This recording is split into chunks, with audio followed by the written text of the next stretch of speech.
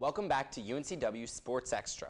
Joining me in the studio is Dave Allen, who originated the program in the fall of 1977 and still has it running, or should I say swimming strong, after all these years. Thanks for being with us, Coach. Lucas, it's my pleasure. It's always nice to be here. First of all, congratulations on yet another CAA conference title. What were your keys to winning it all this year? Well, I think certainly the depth that we have on our men's side. I think that has been one of the mainstays in our program for the last few years. I think the versatility of our athletes as well.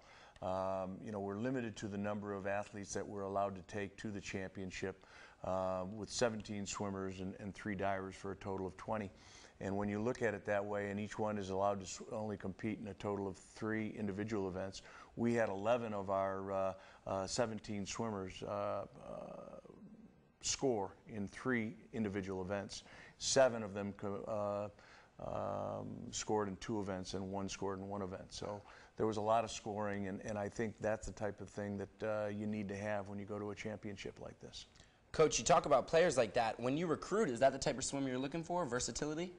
Oh, no question about it. In a program like that, like ours, you are looking for versatility. You know, number one, you're looking for good students who can get into school. That's got to be the first step. And then after that, you're looking for athletes that really want to continue to achieve goals and work hard as the year goes on, so that they're not satisfied at that point. They have more things to give in the sport.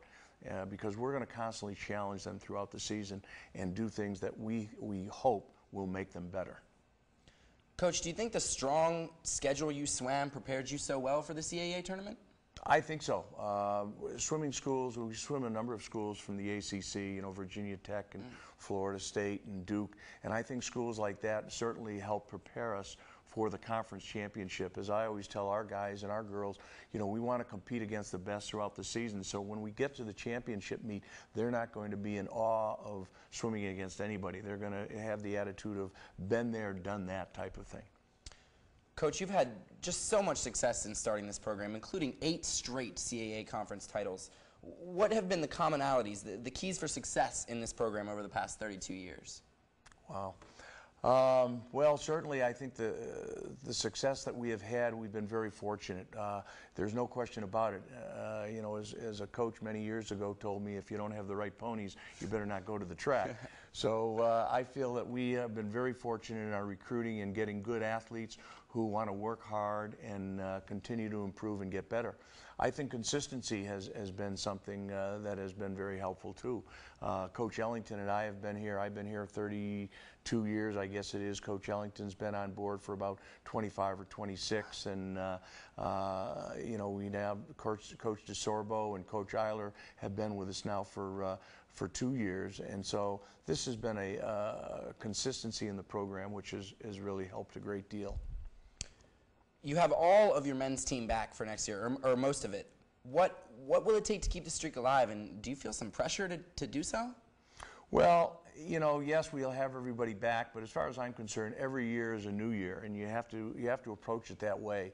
I don't think you can ever take anything for granted. If you do, you're going to run into problems. So what we're going to be doing is starting out next year, looking at it the same as we do every year. We're going to be setting goals for ourselves, and we're going to try to work to put ourselves into a position where we can be successful at the very end of the season. And if that all comes about and we're in a position to make a run at the championship, that's what we want to do. Well, that's great. Thanks so much, Coach, for taking the time to visit with us, and good luck on making it number 9 next February.